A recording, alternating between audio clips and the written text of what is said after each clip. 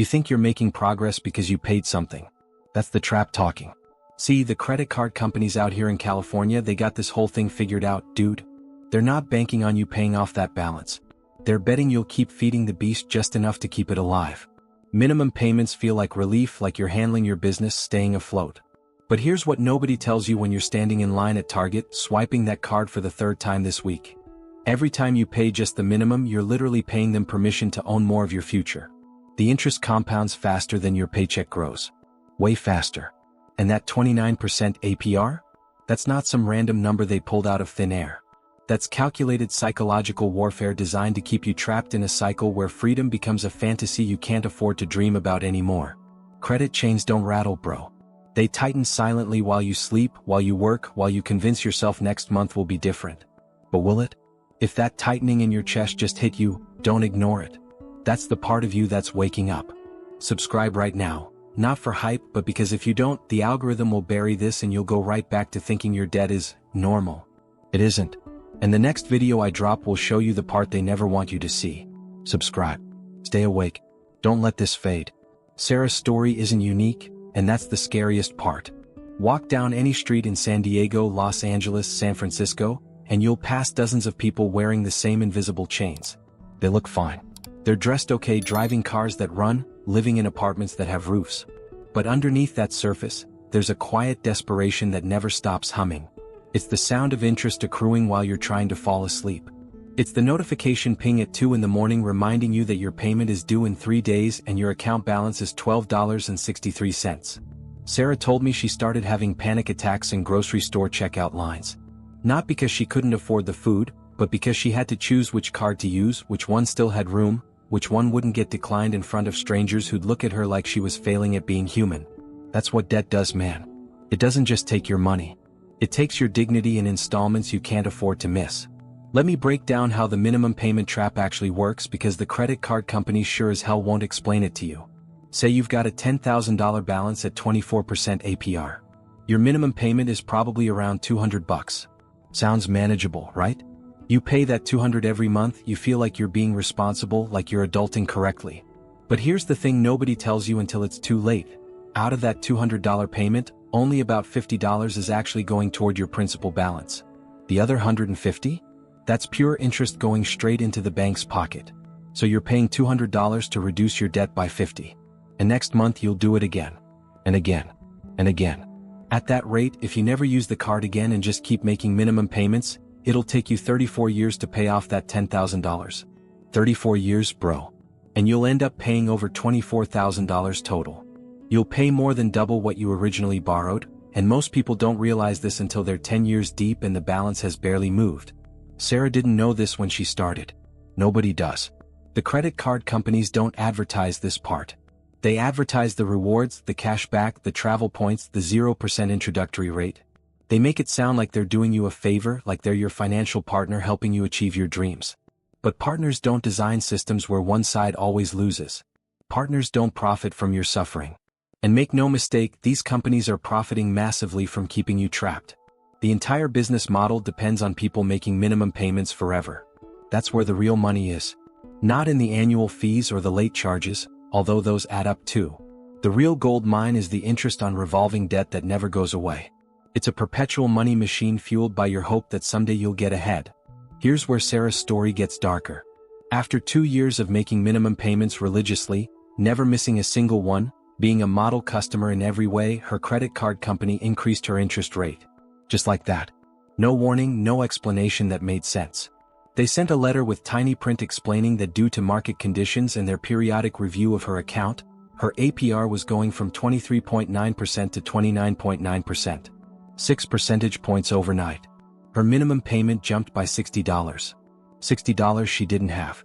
$60 that meant choosing between gas for her car to get to work or dinner that wasn't ramen noodles for the 4th night straight.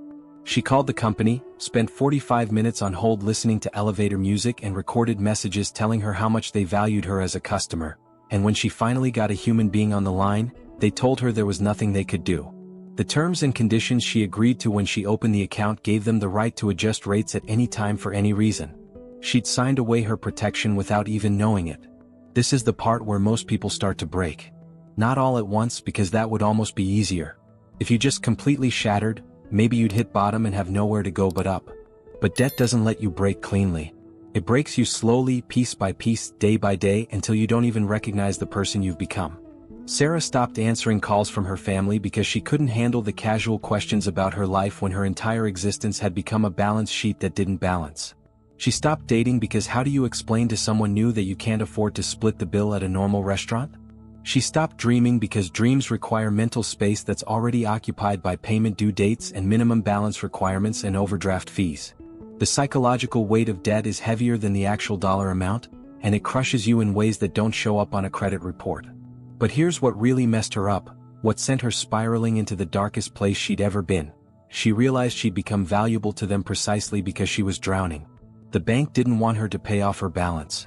They wanted her to keep struggling, keep making those minimum payments, keep the debt alive and generating interest forever.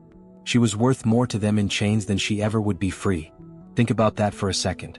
There's an entire industry that profits from your inability to escape.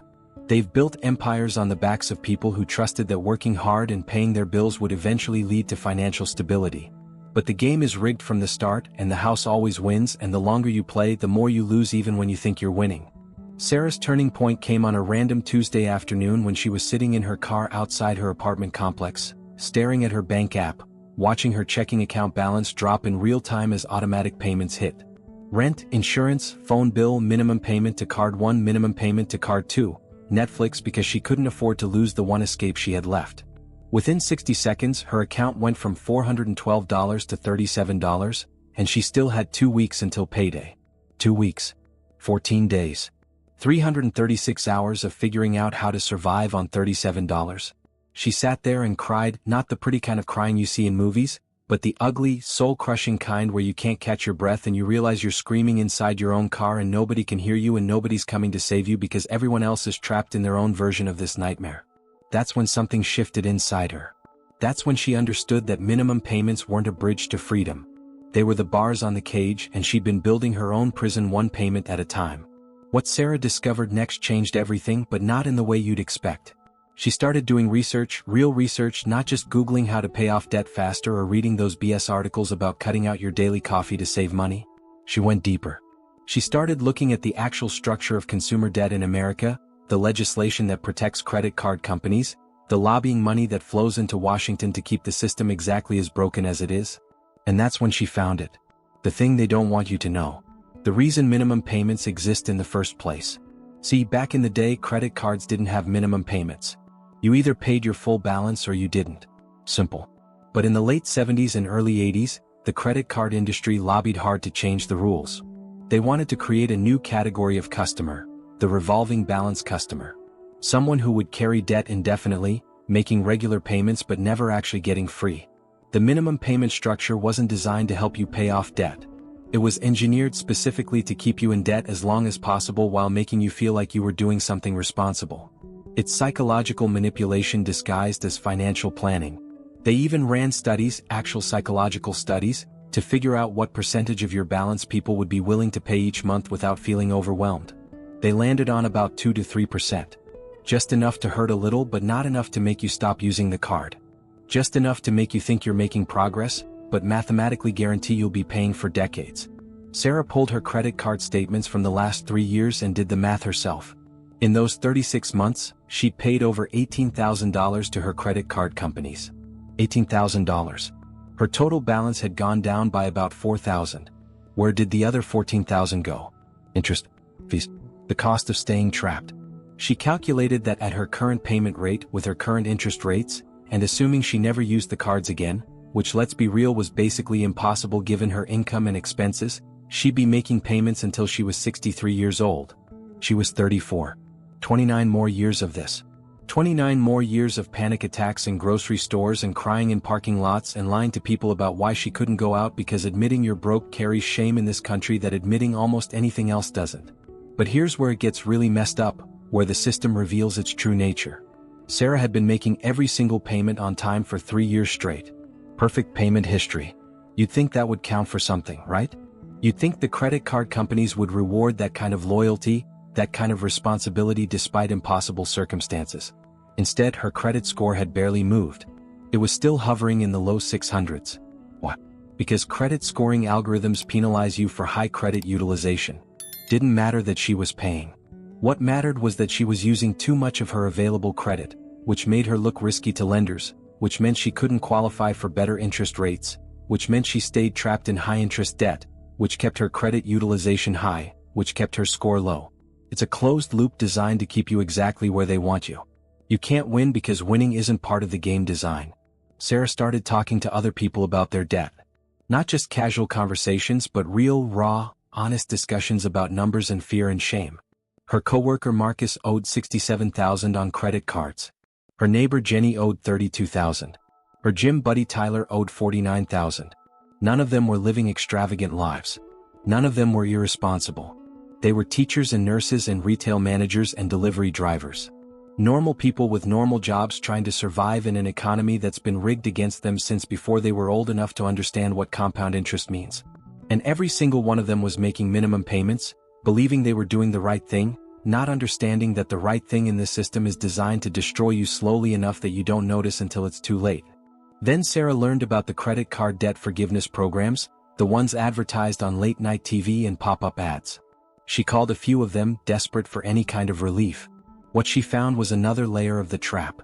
These companies charge you fees, sometimes thousands of dollars up front, to negotiate with your creditors.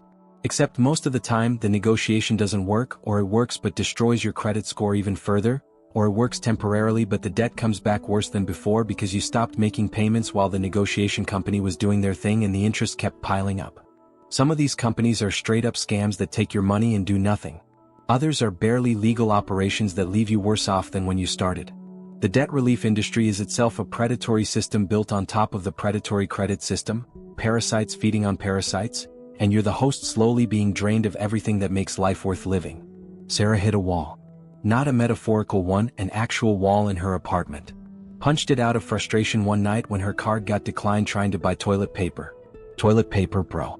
The most basic necessity, and she couldn't afford it because every dollar she made was already claimed by debts she'd accumulated just trying to exist. She looked at the hole in the wall and realized it was a perfect metaphor for her life. Everything was breaking, nothing was getting fixed, and she was the one who'd have to pay for the damage when she eventually moved out. She thought about bankruptcy. Looked into it seriously. But even bankruptcy costs money. Filing fees, lawyer fees, credit counseling fees. You need about $1,500 to $2,000 just to declare you don't have money. The system won't even let you quit properly. It charges you for the privilege of admitting defeat. That night, sitting on her floor with her back against the wall she just punched, Sarah had a realization that would eventually save her life, though she didn't know it yet. She realized that the minimum payment trap wasn't just about money. It was about identity. She'd become someone whose entire sense of self-worth was tied to making these payments, to being responsible, to not being a failure in the eyes of a system that was designed to make her fail. The payments weren't keeping her afloat. They were the weight dragging her under. And the moment she understood that, really understood it deep in her bones, something broke loose inside her. Not hope exactly, because hope feels too soft, too fragile for what she was feeling. It was more like rage. Focused, cold, calculated rage at a system that had been feeding on her desperation for years. But rage alone wouldn't get her out. She needed a plan. She needed to understand what they didn't want her to know. She needed to find the exit door in a maze designed to have none. You felt this before. Comment one word that describes the moment you realized your debt wasn't under control.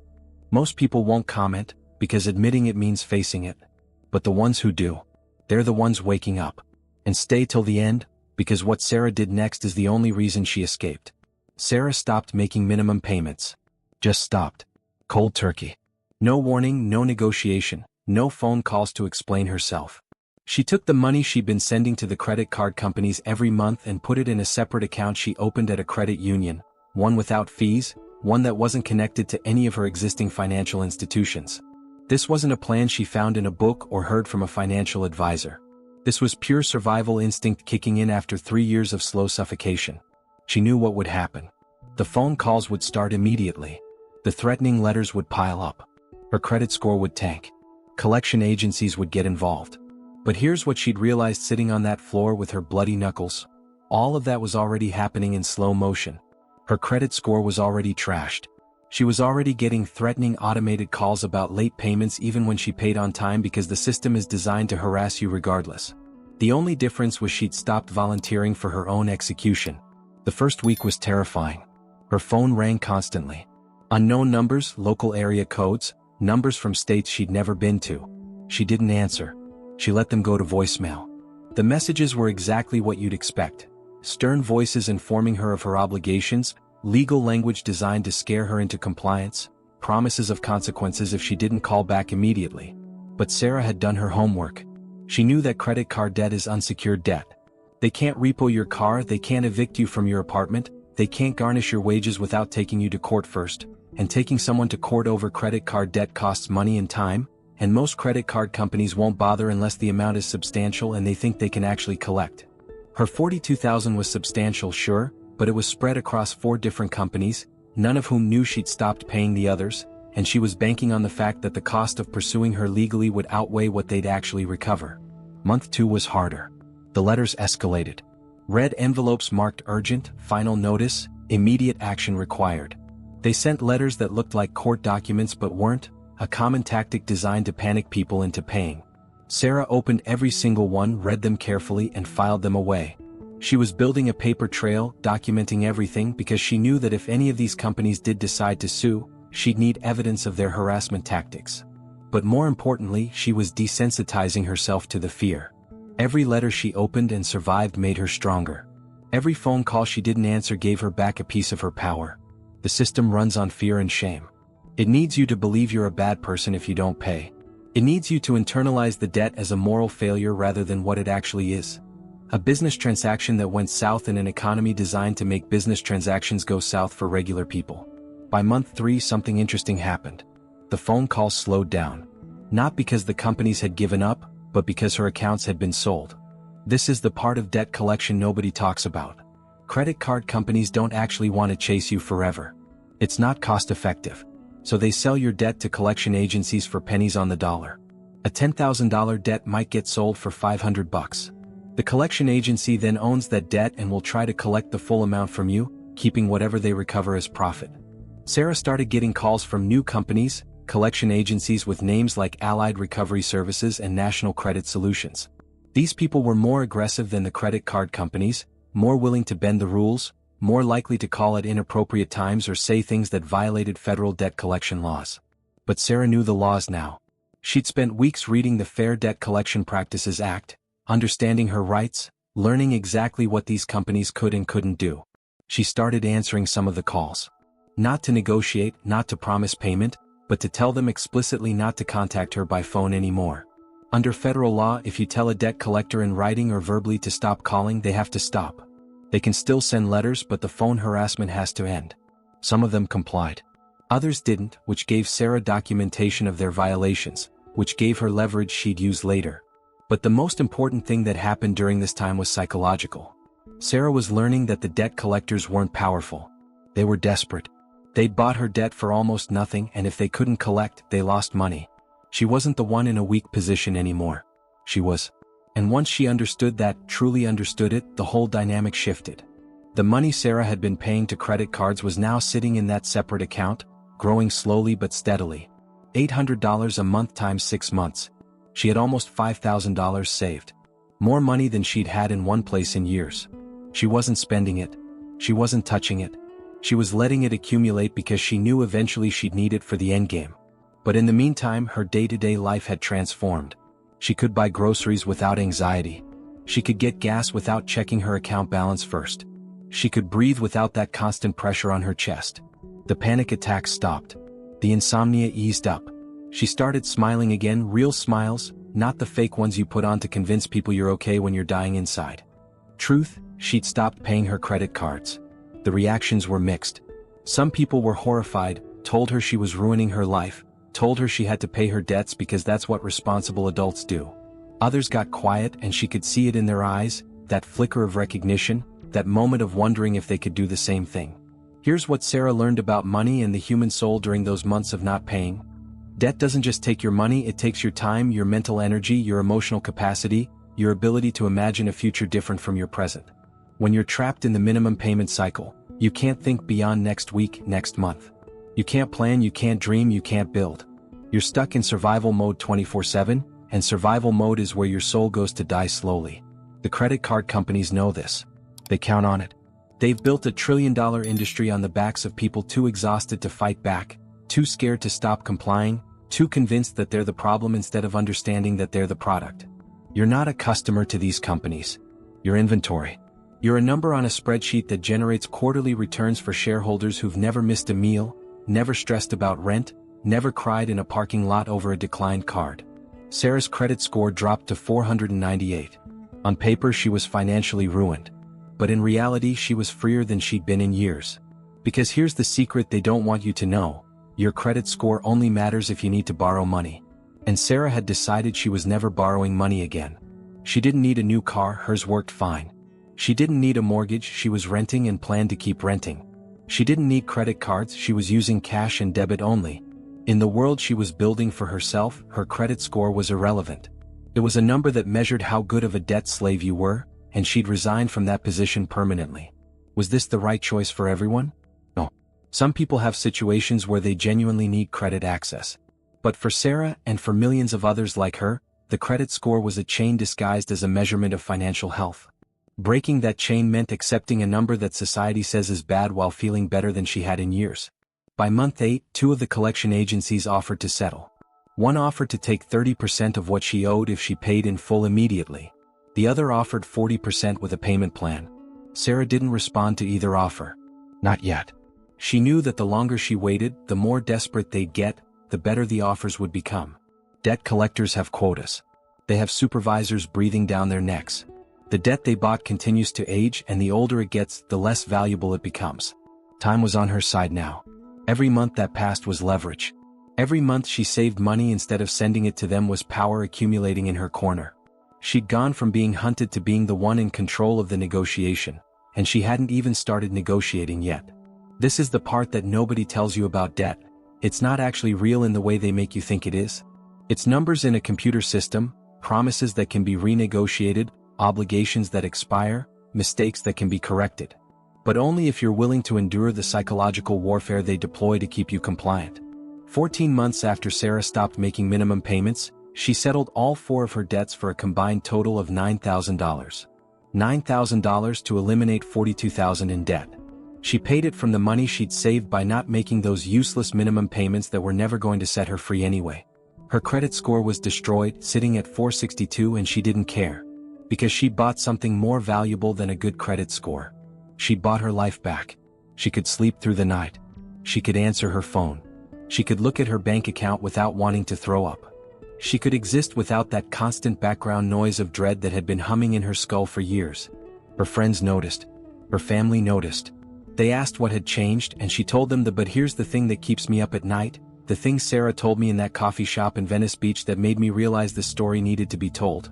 She's one of the lucky ones. She had just enough income to save while not paying. She didn't have kids depending on her. She didn't have medical emergencies during those 14 months. She had the mental fortitude to withstand the psychological assault of debt collection without breaking completely. Most people don't have all those factors aligned. Most people are trapped in minimum payment hell until they die or declare bankruptcy or just give up and let the debt consume everything. The system counts on most people not having what Sarah had. The system is designed to break you before you figure out how to break it. What they did to Sarah, what they're doing to millions of people right now, isn't just business. It's warfare. Economic warfare waged against regular people trying to survive in an economy that's been weaponized against them. The minimum payment structure, the compound interest, the predatory lending practices, the psychological manipulation, the legal harassment, all of it is a coordinated system designed to extract maximum wealth from people who can least afford to lose it. And it works because it operates in the shadows of shame. Nobody talks about their credit card debt at dinner parties. Nobody admits they're drowning. Nobody asks for help because asking for help means admitting you failed at the most basic task society says you should be able to handle.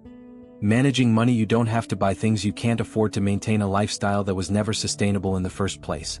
Sarah's free now, but her story isn't over. Because freedom from debt doesn't erase the years of trauma it caused. She still has moments where she panics seeing her account balance, even though it's fine. She still feels guilty buying something nice for herself even though she can afford it now. The chains are gone, but the scars remain, and that's exactly how the system wants it. They want you damaged even after you escape, so you'll never feel secure enough to fight back, to warn others, to burn down the structures that fed on you. But Sarah's talking anyway. I'm talking anyway. And now you know what they didn't want you to know. The minimum payment trap isn't financial advice gone wrong. It's a feature, not a bug. It's the machine working exactly as designed, and you're the fuel it runs on.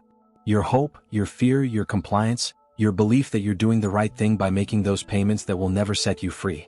They've built empires on that belief, and those empires will stand as long as people keep feeding them. But every person who stops, who walks away, who refuses to play a rigged game, that's a crack in the foundation. That's resistance. That's revolution happening one unpaid minimum payment at a time. This isn't the only story like this. There are thousands more, each one darker, each one revealing a different layer of how money destroys the human soul when it's weaponized by systems that profit from suffering. I've documented them, collected them, and they're waiting for you right here on this channel. Stories about people who lost everything, people who found ways out, people who didn't make it, people whose names you'll never forget after hearing what happened to them. If Sarah's story hit you, if you recognized yourself in her panic attacks and parking lot breakdowns and late-night calculations that never added up to hope, then you need to watch what comes next. Because the debt trap is just one door in a mansion of horrors built by the American financial system, and every room has bodies. Click the next video. See how deep this really goes. See what they're really doing while you're busy trying to survive. The algorithm doesn't want you to see this. Prove it wrong. Keep watching. Keep learning. Keep getting free.